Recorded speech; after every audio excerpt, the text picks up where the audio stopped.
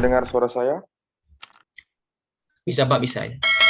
Iya, saya Pastor Budi OCD dari Sulawesi Utara, sekarang tugas di Banda Aceh. Saya ingin langsung mau bertanya ke penulis. Tadi kan sering disinggung juga tentang diari. Mungkin Suster Jenny juga bisa menambahkan berapa besar pengaruh diari untuk hidup panggilan seorang, atau juga bagi mereka yang tidak menjadi biarawan-biarawati. Apakah secara psikologis memang sangat penting? Dan tadi dikatakan memang banyak pengaruhnya untuk buku yang ditulis Diakon tadi. Mungkin itu saja pertanyaan saya. Terima kasih, semangat Diakon. Terima kasih kepada Romo Budi OCD. Pertama dulu kami mau mendengar sharing dari Diakon Eki sebagai penulis. Kira-kira sejauh mana peran Diari untuk panggilan juga, dan silakan Diakon. Terima kasih Pastor Budi. 2 hari lalu kami baru bertemu di sini main pingpong, dan beliau pulang saya tidak sempat pamitan karena saya langsung terbaring di tempat tidur, masih belum benar-benar ini. Nah, bagaimana diari itu membantu menegaskan panggilan dalam bahasa saya mungkin. Bagi saya diari atau buku catatan harian itu membantu saya untuk mengatakan sesuatu yang tidak bisa saya katakan pada orang lain. Tentu saja diari dalam arti ya privat ya. Karena tadi saya perluas makna diari itu menjadi satu bacaan permenungan pribadi yang bisa dibaca orang lain. Tapi juga diari ini semacam sarana untuk bisa berdoa dengan pena. Jadi saya punya kebiasaan sejak saya aspiran itu, di tempat duduk saya di kapela itu ada buku bacaan rohani, kitab suci, dan satu buku tulis yang kosong. Apapun saya tulis di situ. Entah kalimat yang terlintas waktu doa batin, waktu meditasi, atau untuk perasaan yang sempat terlintas, dan selain juga mencegah kantuk dalam meditasi itu, dalam doa pribadi itu, saya sering pakai itu. Jadi di halaman pertama, ya teman-teman saya, para saudara yang pernah komunitas selalu lihat, saya selalu punya buku ini dari dulu. Dan saya selalu jilid, ada jilidnya spiral, sehingga di samping ini saya selalu cantolkan ini, pena. Nah, sehingga saya selalu katakan, Tuhan biarkan saya pun dalam keadaan tertentu berbicara kepadamu melalui pena, biarkan saya berdoa dengan pena. Bagi saya itu, jadi menolong saya untuk bisa itu tadi, mengatakan hal yang tidak bisa saya bagi kepada bahkan teman paling dekat sekalipun, bagi formator yang memang dikhususkan untuk mendampingi, dan atau orang-orang kita paling percaya sekalipun, ada hal yang hanya kita bisa katakan. Writing juga semacam proses untuk rilis, atau sekarang istilah back and healing. Bagi saya pribadi itu mungkin juga ada hubungan dengan ya karakter yang agak ya semi introvert. Saya memang tidak terlalu pandai untuk mengekspresikan perasaan dengan bahasa lisan, tapi kalau dengan tulisan, ya ketika saya membaca lagi dalam waktu yang agak berjarak dengan waktu saya menulis, saya pun kadang tidak yakin bahwa saya pernah menulis demikian ya. Bahkan tulisan saya waktu saya aspiran, waktu novisiat itu, saya masih bawa sampai sekarang, dan buku tulis saya itu saya masih pegang. Dari pengalaman saya, yang saya bisa katakan demikian, bahwa banyak hal yang memang menjadi ya, yang sifatnya perlu pengolahan pribadi, dan itu saya terbantu dengan buku hari. Romo Mutiara yang lebih kaya pengalaman bisa menambahkan, Suster Jenny pun mungkin bisa tambahkan. Terima kasih. Fraterio. Oke, terima kasih Diakon. Saya kira untuk kita semua ya, kurang lebih hidup kita itu seperti seorang rider ya di lintasan MotoGP ya. Ritme hidup kita itu gaspol ya. Kita biasanya full speed di dalam hidup. Nah, diary itu seperti momen ketika kita sebagai rider F1 ya, bukan MotoGP, ketika kita masuk ke pit stop ya. Nah, terutama dalam ritme hidup yang sangat cepat, itu seringkali pengalaman akan Allah itu menjadi terlewat. Paus Fransiskus berbicara tentang pengalaman iman itu seringkali tidak meledak-ledak, tetapi seringkali sangat soft, sangat halus, dan itu butuh waktu kita masuk pit stop untuk bisa mengenali bahwa Allah itu sedang menjumpai kita. Saya kira metafor itu bisa membantu tentang pentingnya kita punya momen ya. Mungkin kalau untuk generasi Z sekarang ini agak berbeda dengan Eki ya, yang masih punya buku ya. Bisa jadi akun Instagram Anda atau media sosial Anda itu sebenarnya bisa menjadi diary untuk Anda sekarang ya. Ada banyak hal yang bisa kita baca ya kalau kita kita mengkepoin ya Instagramnya orang muda, itu sebenarnya ada banyak kehidupan yang tersingkap di situ, dan sebagian itu sangat spiritual ya. Terima kasih. Terima kasih Romo. Mungkin ada tambahan dari Suster Jenny. Silakan Suster. Oke, terima kasih. Diary penting untuk hidup, khususnya zaman ini. Mungkin anak muda tidak lagi memakai. Waktu zaman kami mungkin sampai tahun 80-an, 90-an, tahun 90-an masih diary masih kuat. Waktu saya juga masih muda, masih buku diary itu selalu ada meskipun saya masih SMA atau kuliah. SMP juga sudah mulai diary. Tetapi beda isinya dengan bisa sekarang ini sebagai religius. Tetapi untuk anak muda sekarang itu yang dibutuhkan untuk membuat diary, karena diary itu kita mengekspresikan diri kita. Bisa kita menulis apa yang kita tidak bisa ungkapkan, khususnya orang-orang yang introvert, even extrovert, bisa menulis. Karena dengan menulis itu suatu rilis juga untuk mengeluarkan energi. Dia karena kalau seorang anak muda sudah sedang dalam kesusahan atau depresi atau apa, secara menulis dengan diarinya itu membantu dia untuk mengeluarkan negatif energinya. Salah satu untuk mengeluarkan negatif energinya adalah menulis dengan diary, karena kalau kita dengan diary kita tahu bahwa kita sendiri yang membacanya, kita menulis apa adanya, semua isi hati bisa ditulis di situ. Dan anak muda sekarang sayangnya karena mereka pakai medsos, saya selalu melihat di medsos yang perkelahian mereka, karena isi hati mereka langsung tulis di medsos, banyak tanggapan dan tidak membantu mereka untuk disembuhkan atau keluar dari masalah mereka, malah menambahkan masalah karena sedikit-sedikit langsung masukkan di yang statusnya, yang di Facebooknya, di IG-nya, di mana di medsosnya. So dan banyak tanggapan yang negatif atau membash, so tidak membantu orang untuk bertumbuh dalam dirinya, dalam hidupnya. Tetapi kalau diary, karena itu pribadi, itu diary itu adalah kita punya pribadi, heart to heart talk with Jesus. Atau hati berbicara dengan Yesus, hati ke hati.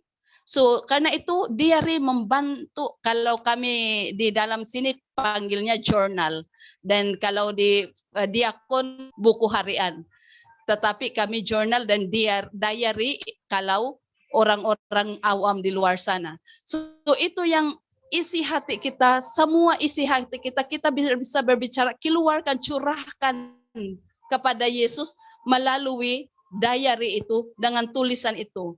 Kadang-kadang saya mengajar dengan anak muda, kalau saya ada membimbing, kan kadang-kadang yang tulisannya terlalu personal dan terlalu sensitif, saya bilang bisa menulis, setelah itu dibakar saja. Jangan simpan karena orang lain bisa melihatnya. Yang paling penting dia bisa menulis isi hatinya, bebannya di dalam dirinya bisa menulis dengan diary-nya, meskipun diary yang jangan yang terjilid, tetapi yang kertas saja, yang HVSK atau apa. Yang penting dia bisa menulis isi hatinya supaya dengan sejujur-jujurnya dengan Tuhan, sedialog dengan Tuhan, supaya dia disembuhkan. Dia bisa meringankan bebannya, dan setelah itu bisa dibakar. Tidak perlu perlu dikumpul, karena nanti orang lain bisa melihat, membaca dan memakainya dengan atau tidak mengerti apa yang sebenarnya dan merusak itu. Karena itu kadang-kadang saya menganjurkan kepada anak-anak untuk kalau diary, kalau sensitif, bisa dengan kertas yang loose, kertas loose, dan tulis isi hatinya, setelah itu dibakar. Kalau sudah selesai mendoakannya, dibakar. Itu saja untuk membantu orang anak muda. Jangan langsung di medsos karena banyak masalah yang timbul di situ. Baik, terima kasih kepada Diakon Eki, Romo Mutiara, dan Sister Jenny yang sudah memberikan jawaban tanggapan yang. Nah, dikaitkan dengan masalah medsos ya. Saya pernah mengikuti diskusi bilang dan kemudian intinya begini. Medsos itu kalau dalam secara psikologi, khususnya Freudian ya, itu tumpahan dari id, jadi ketidaksadaran. Jadi yang ditumpahkan situ ya mohon maaf kalau berbagai bentuk tidak ada sensor, ya disitulah semuanya. Nah, saya ingin tahu apakah kalau dalam konteks buku harian ini, khususnya dalam konteks apalah itu spiritual atau semacam apa, itu di situ rasional juga bisa masuk. Apakah seperti itu ya, sehingga dia itu justru tidak hilang kesadarannya, dan kemudian kalau media sosial kan dibawa ketidaksadaran, sehingga ya udah nulis apapun, mau ngomong apapun, mencerca apapun kan kayak nggak ada tanggungannya, nulis saja itu, udahlah. Tapi apakah yang ini itu dalam arti memungkinkan refleksi gitu ya? Jangan-jangan ini yang dibutuhkan di zaman ini gitu loh, karena dengan kembali ke tanda kutip ke yang model lama begitu kan, dengan menulis sendiri itu mungkin kita dimungkinkan refleksi ya. Itu yang pertama. Setelah ini bisa dijawab oleh pembicara ataupun penanggap. Itu yang pertama. Yang kedua, saya jadi menarik ya soal tadi kan ngambil dari Matius gitu ya. Ya tidak tadi. Kan saya sempat baca juga dan menarik ya tentang ya dan tidak. Itu yang pertama kan tentang anak pertama itu kan ya tapi tidak dilakukan. Kemudian kalau saya baca di tafsir itu kan, tafsirannya kan katanya ada orang itu yang perkataannya itu bagus, tapi perilakunya tidak.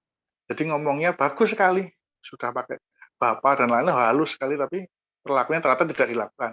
Yang kedua ada orang yang kasar sekali omongannya, tapi pada akhirnya perilakunya melembut. Kalau ini dikaitkan dengan manusia ya, berarti kan dinamis sekali. Ada orang yang mungkin ya, tapi kemudian mungkin tadinya bisa juga ya, kemudian tiba-tiba hilang lagi, kemudian menjadi tidak melakukan, atau kemudian ada yang tidak, kemudian berubah. Jadi orang bisa berubah-ubah. Tadi juga mungkin dijelaskan oleh Suster siapa tadi ya, bahwa itu tuh dinamis sekali. Nah, saya jadi berpikir apalagi di zaman yang tadi kalau dikatakan anak muda dan lain-lain tuh kira-kira gimana ya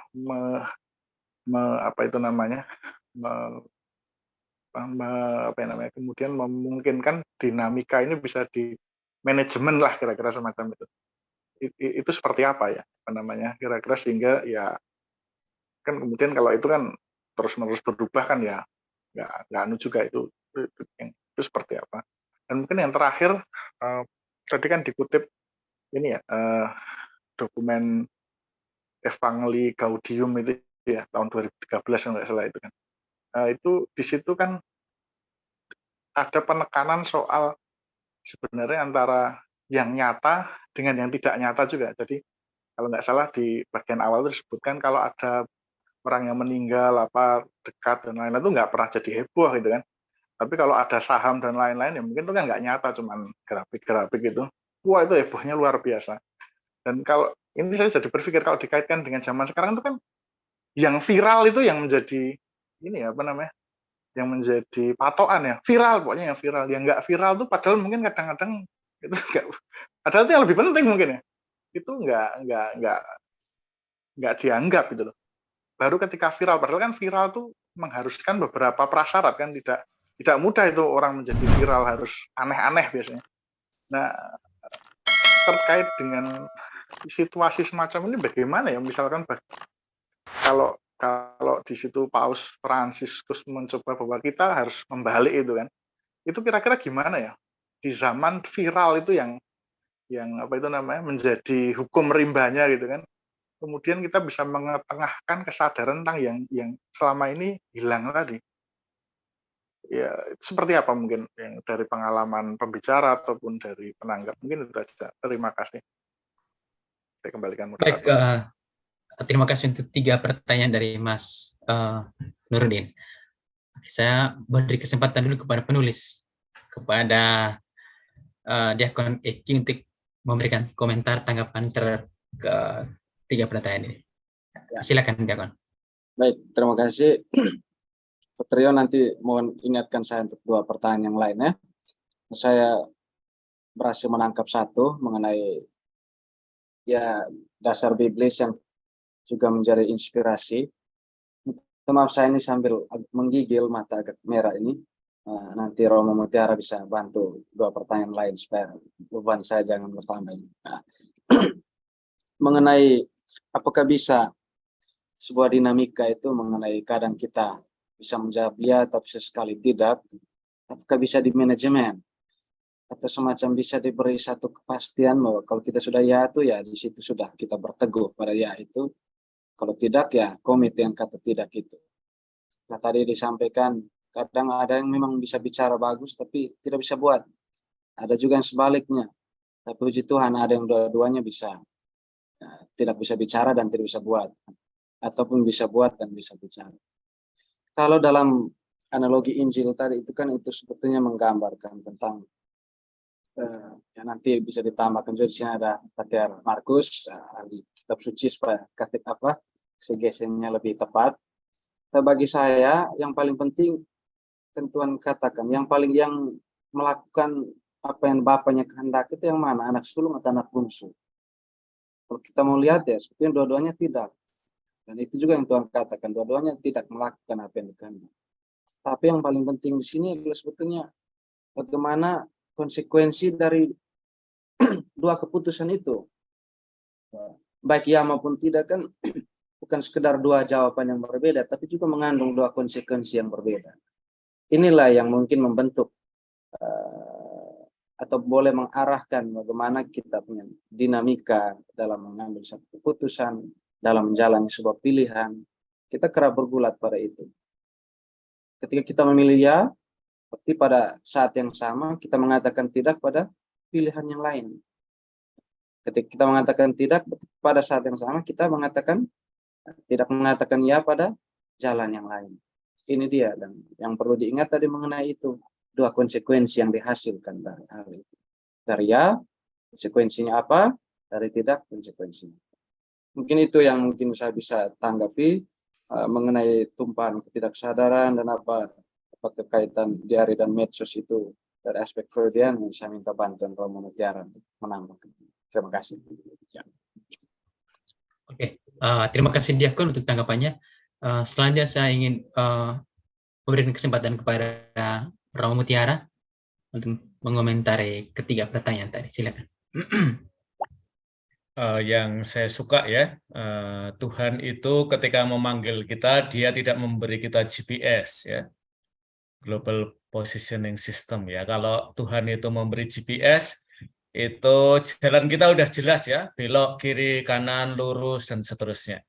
Tuhan itu lebih memberi kita kompas. Dan itu berarti bahwa dalam hidup panggilan kita itu ada adventure-nya. Dan saya lebih suka menghidupi panggilan dengan tagline-nya National Geography ya, My Life, My Adventure ya, termasuk hidup panggilan kita itu sebuah adventure iman. Pada kesempatan lain, Paus Fransiskus itu juga berbicara bahwa iman itu lebih seperti sebuah dian daripada sebuah cahaya yang sedemikian gemilang sehingga jalan ke depan kita itu jelas sampai jauh. Karena iman itu seperti Dian, dia memberikan terang kepada kita selangkah, selangkah, dan selangkah. Dan maka ada momen kadang-kadang kita barangkali merasa ragu, barangkali merasa bimbang, dan seterusnya ya. Lalu yang kedua adalah ini tadi ya, soal alih wahana. Saya sih mungkin tidak sekhawatir suster ya dengan orang-orang muda ya. Mereka nulis status di Facebook, it's okay for me ya. Daripada mereka tidak menulis di tempat manapun. Ya. Karena buat orang muda sekarang agak beda ya dengan generasi kita. Dunia digital itu bagian dari kehidupan mereka. Dan bahwa mereka bisa merengkuh semuanya dalam satu gawe, itu buat saya keren banget ya. Sesuatu yang saya masih kesulitan untuk melakukannya ya. Untuk hal-hal yang penting saya masih nulis di laptop ya. Mungkin bahkan di desktop, untuk hal-hal lain baru di gawai gitu ya. Generasi kita beda. Mereka adalah digital integrator, sementara kita ini digital contractor ya. Kita aja nggak jawab WA aja santai sekali ya, padahal yang menunggu kita itu sangat mendesak ya. Nah, saya kira betul ada momen di mana kita perlu unplugging, dalam arti kita perlu menarik ini ya, untuk off pada momen tertentu ya. Pada saat yang bersamaan saya kira terutama untuk para biarawan-biarawati, buat saya kita perlu reconnecting sih daripada unplugging ya. Karena kita kadang-kadang terdiskoneksi dari orang muda. Dan kalau Anda punya akun di media sosial, itu buat saya itu adalah momen kita reconnecting dengan orang muda ya.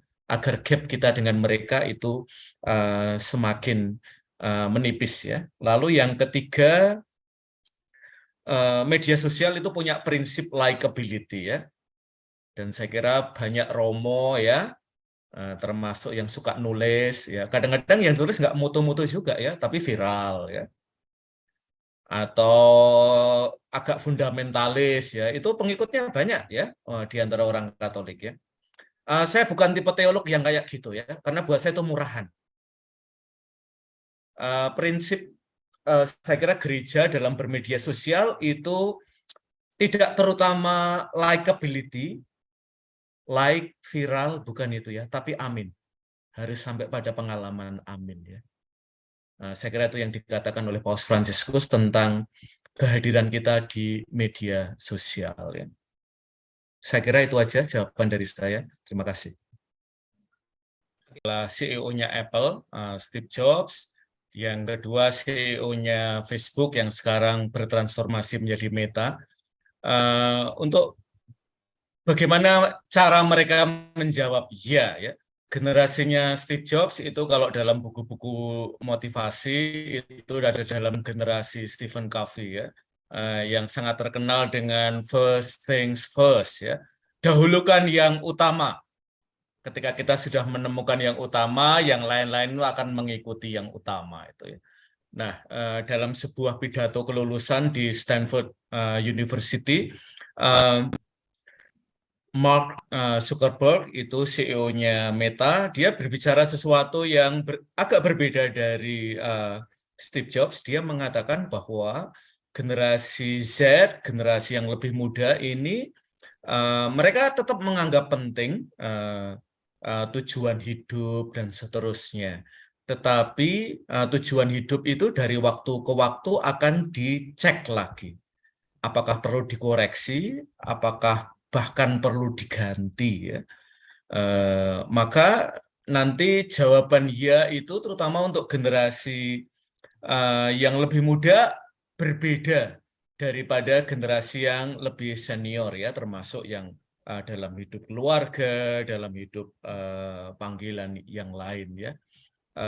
Maka barangkali untuk orang-orang muda ini Kalau kita tanya apa tujuan hidup mereka, mereka barangkali akan memberikan jawaban-jawaban kecil ya daripada jawaban besar ya. Tetapi jawaban-jawaban kecil ini jangan kita sepelekan, karena kalau kita hubungkan titik-titik jawaban-jawaban kecil itu, kita akan sampai pada jawaban ya juga.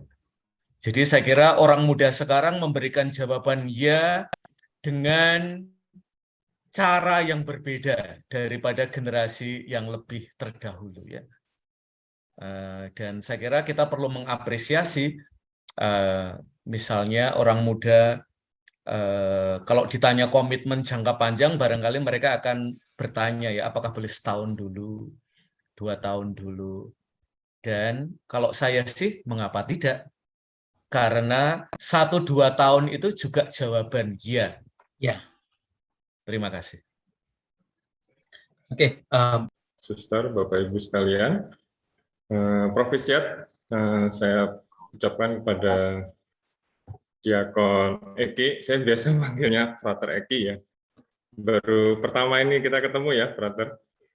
Sebelumnya WA-WA-an kita. Saya Wisnu dari penerbit Kanisius Yogyakarta. Di bagian penjualan, jadi memang kalau saya itu di bagian penjualan khusus luar pulau.